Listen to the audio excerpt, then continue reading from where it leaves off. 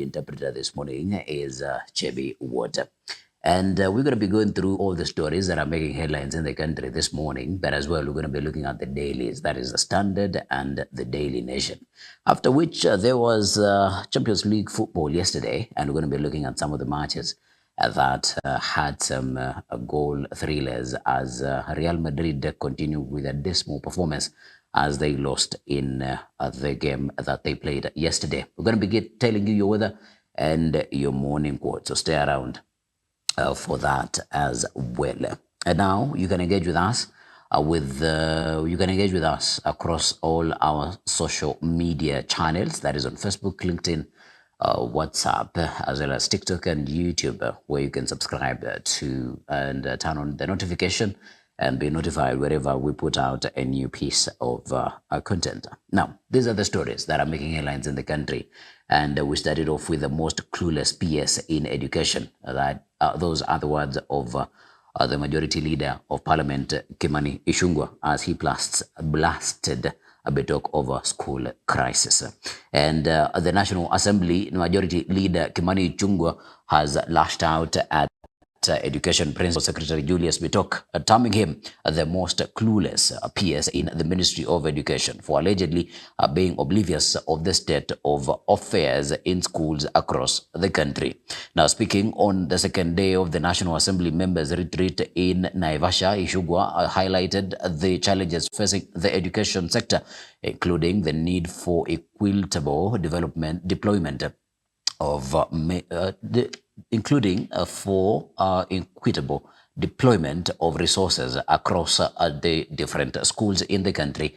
He accused the PS of taking a nonchalant approach to the incidents, saying he had failed to visit schools to first-hand witness the challenges they face. Here are the full details of this story. Watch.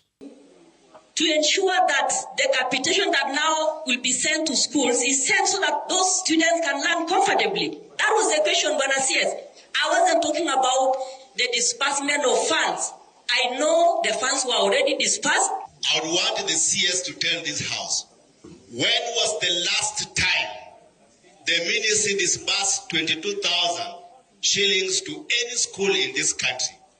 And when the capitations of this year came to schools, were they to pay the debts for last year or for this term? And how much was to pay the debts for last year and how much is for this term? So there is a discrepancy between the policy and what we are allocated. And so it is up to this house to provide that balance of 48 billion for us to be able to release the actual amount that is stipulated in the policy. Every year, the ministry requests for these figures, but the allocation is normally not given as at the rate requested. And I showed that table in that position. The country do not know how much it costs to educate a child from grade 1 all the way to university. If we don't know how much a kid costs to teach, how do you budget? And number two, then who does the minister expect to do that analysis? Who does he expect to do that actual thing? Yourself and your PS. You have the most clueless PS in the Ministry of Education. Most clueless. He only sits in Nairobi and has no idea what goes on the ground. Get out of your offices in Nairobi, go to the ground, deal with the problems there. Attacking the PSC and speaking to Kalari has nothing else than to bring out an issue that there could be the other grounds and reasons beyond the ministry. Why attack on someone? And in any case, the minister himself, who is the supervisor of the ministry, was here.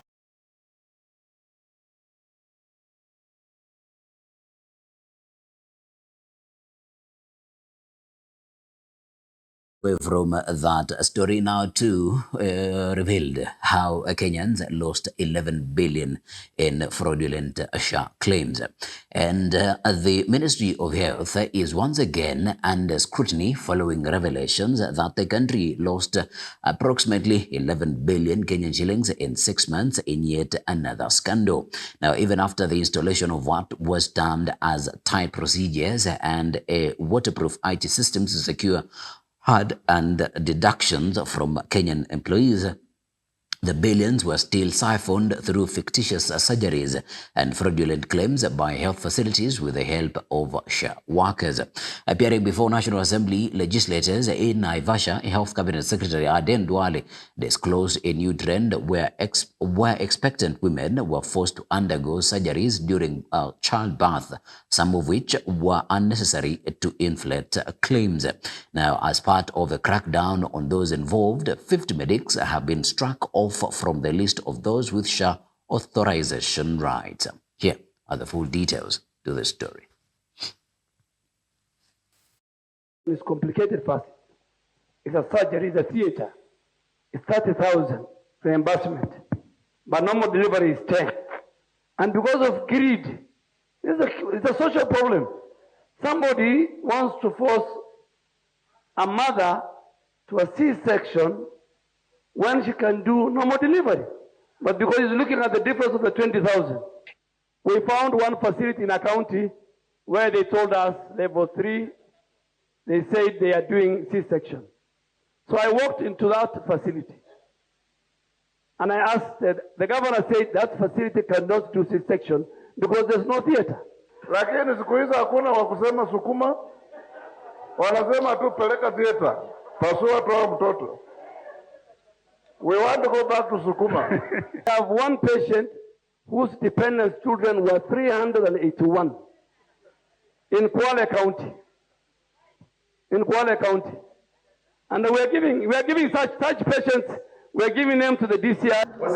Why haven't we seen a single person take plea in the court of law for fraud or for corruption? 2 of the former CEO of SHA are before court. 25 doctors, SHA has withdrawn their rights to access. One of the best counties, Muranga County.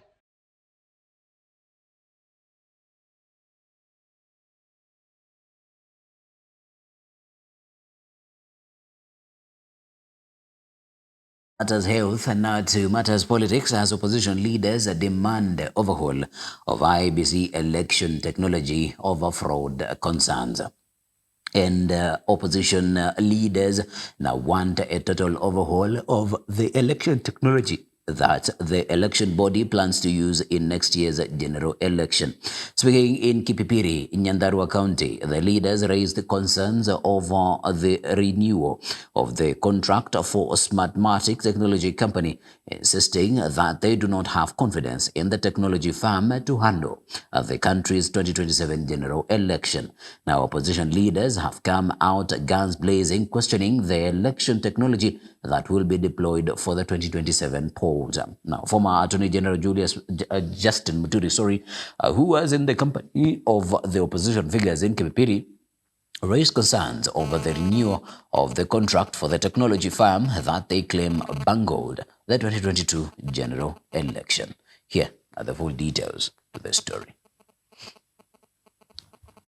Raise the issue that we were not happy with the process that gave birth to the commission.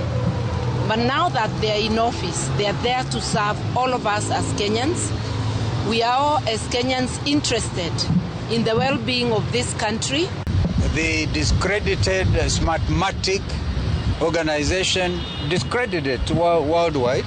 As you all know by now, the Carmagos and others, and what has happened in Venezuela recently. So they have to give us demonstrable outcomes. So we've agreed we are going to work together and have some technical teams working together. This same technology was used recently in Uganda. The KIMS kit failed in Uganda. We do not want to see a similar election in Kenya. So there are serious issues of concern we have raised, and we believe they will address. All we are waiting for is goodwill and confidence building through a roadmap that we'll be engaging quarterly with them. The option out there is that this is a William Ruto commission, and we gave them the opportunity to prove us wrong. Not us, the whole country. The next general election is very emotive, and they need to prepare adequately, and they need to gain the confidence of the people of Kenya that they will deliver a credible election. Because if the people of Kenya feel it will not be a credible election, the temperatures could rise and we could have a challenge that we don't wish to witness. As long as they demonstrate and continue to show good faith as we move forward, we will continue to work with them, because this is important for us, important for the country.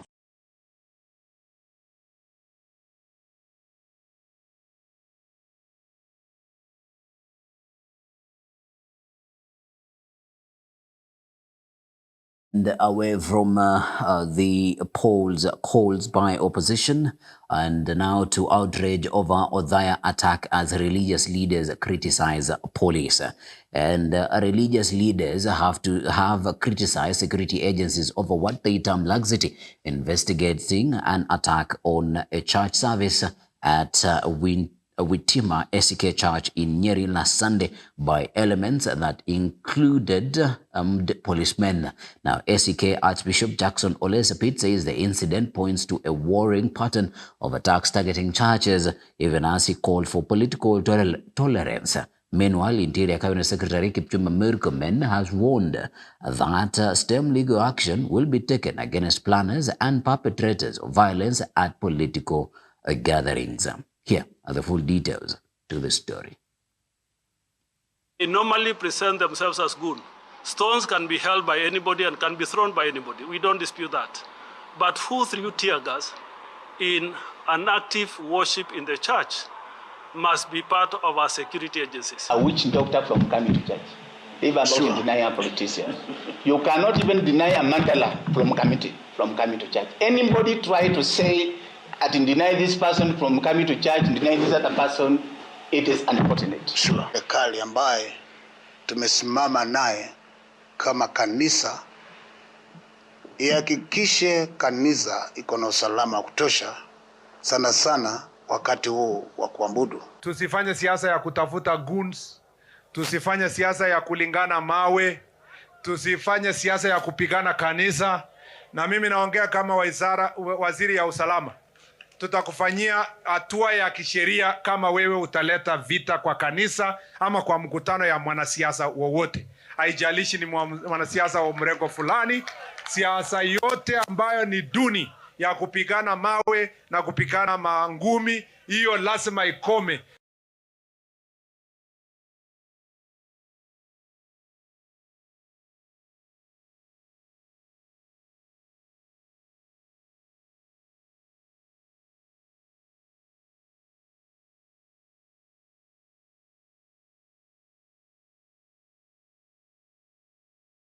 And away from that story, now to some sad news as a High Court dismisses 1998 U.S. Embassy blast victims compensation case. And victims of the 1998 U.S. Embassy terror attack, which left over 200 people dead, among them 12 Americans, walked out of Milimani High Court heartbroken after their long-awaited compensation case was dismissed 28 years after the blast. Now, following the rejection of their petition, the over 1,500 victims will not seek further redress of their plight at the Court of Appeal and also at the International Criminal Court of Justice, the ICCJ. At the ICCJ, the victims will be seeking orders to compel foreign countries whose banks financed Al-Qaeda terrorist activists to compensate them.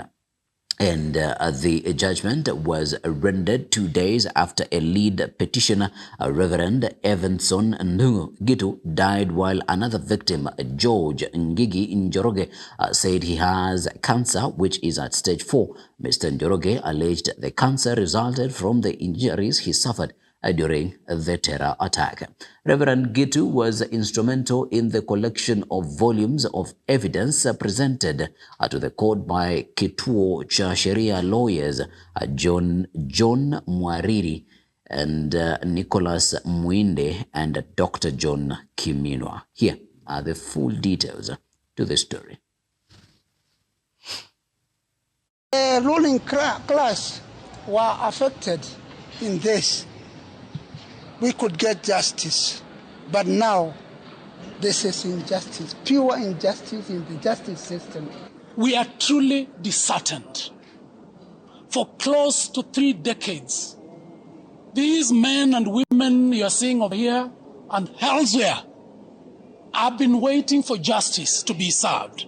If we cannot get we cannot get justice in Kenya, in our own country, kama hawa ndio wamekataa, Wamarekani watakubali aje? I've been dismissed to a bomb that happened that does not need evidence. It happened. You know, the bomb happened. So because it happened, were people around? We are the people who are around. What other evidence does anyone need? Mtoto wangu alikuwa anaitwa Masho Wajiko, alikuwa anafanya kazi ufundi cooperative na alikuwa director huko. Kwa hivyo hatuna hofu ati matatupatia. Hatuna, Mungu asikuwa aongee ndani yao. Atume ile Roho Mtakatifu alitupatia. We were coming to court to tell the court the US government has compensated its citizens. Why are you not compensating?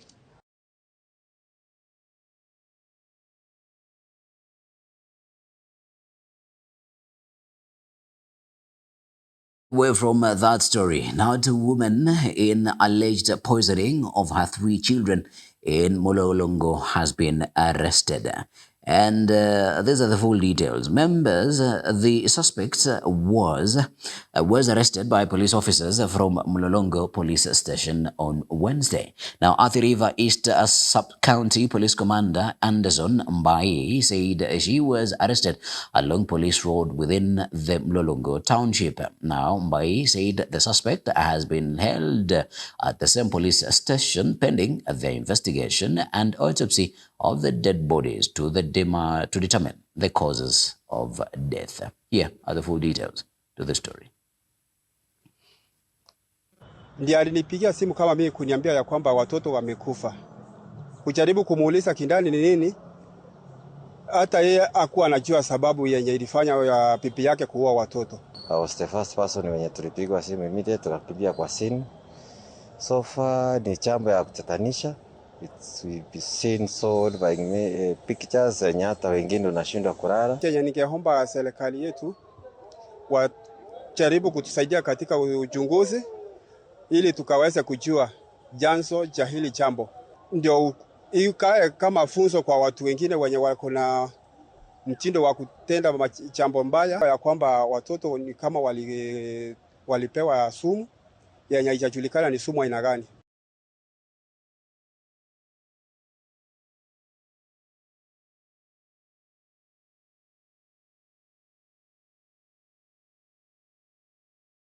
That story, now to a story that you would probably have never heard in the 21st century, as a Mzungu man was conned out of his money in a gold scam. Here are the full details to this story.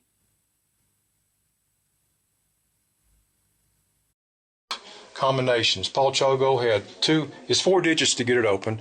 He put in 2, everybody turned it back, and then I put in 2, and that was that.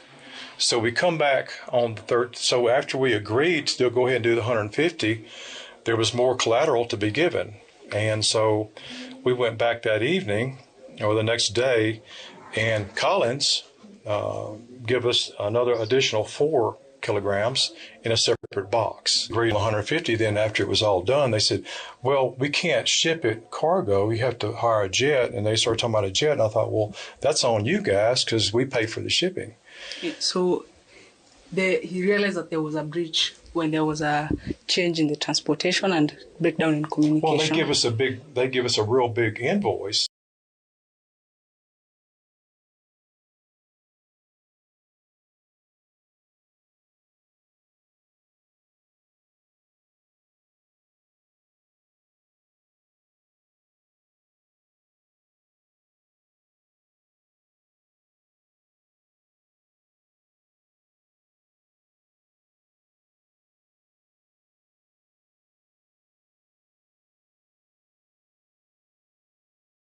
To your morning quote this morning, it takes courage to grow up and become who you really are. E. Cummings is the author of this quote. It takes courage to grow up and become who you really are.